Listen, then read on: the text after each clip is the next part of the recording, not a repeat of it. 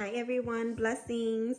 I came across these verses today in the book of Ephesians, chapter 4, verses 1 through 2, and it really just gave me a lot of insight and understanding as to what's expected of us as God's children. So it says this. This is Paul writing, the Apostle Paul. He was giving advice like he usually does in his letters to the church, and he said, "As a prisoner for the Lord, then, I urge you to live a life worthy of the calling that you have received. Be completely humble and gentle. Be patient, bearing with one another in love." And so I've read that verse so many times, but this time when I read it and I actually sit down and break it apart, and you start off listening to what Paul is saying. He's saying, as a prisoner for the Lord. Isn't that a beautiful thing?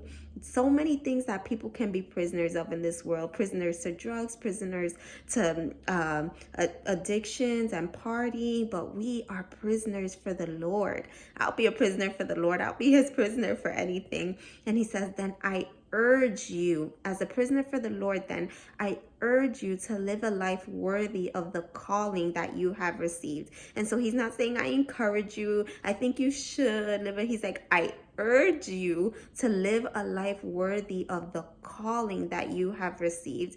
And so this brings up the calling that we have received and puts it on a gigantic pedestal. And he's saying to live a life worthy of the calling that you have received. This means that the calling that we have received is extremely glorious, extremely magnificent. If he's urging us to live a life worthy of such a big calling, this is an urgent thing that he's telling us that we need to do. And then he tells us how to do it. What must we do?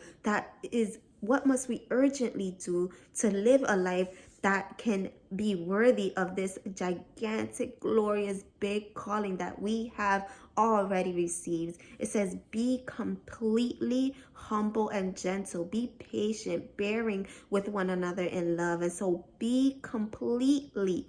Don't do it one day yes, one day no, sometimes, but be completely humble and gentle. Be patient, bearing with one another in love. And so this is the big things. This is how big it is, because in order to fill that big calling, it needs to be something big that we have to do, something big that we need to be, actually, because he's saying we need to be these things, not just choose them, not just do them, but be them. This needs to be the essence of who we are in our soul, in our being. Be completely, all the time, humble and gentle.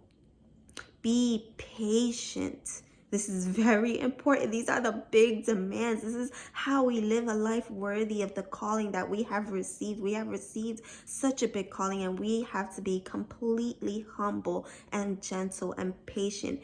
Bearing, this is the most important part right here. Bearing with one another in love.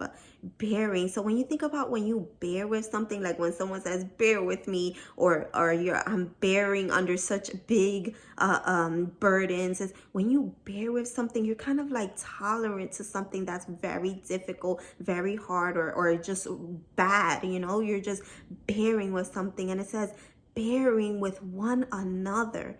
But this is the key right here: in love.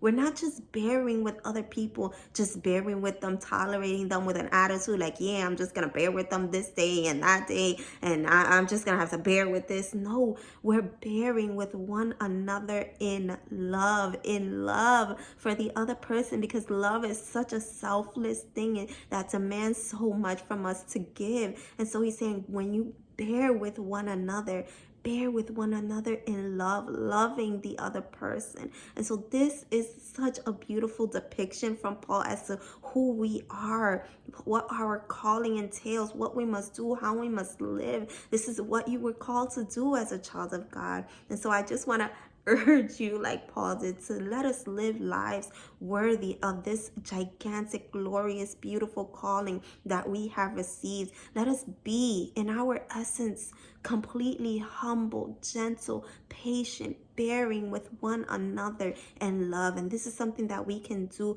by spending more time with God, because he is completely humble, completely gentle, completely patient, and always bears with us in love. So who's the better teacher? He's the best teacher. He's the best example that we can follow. So we can spend more time with God, and this will make us completely ready to live lives worthy of the calling that we have received.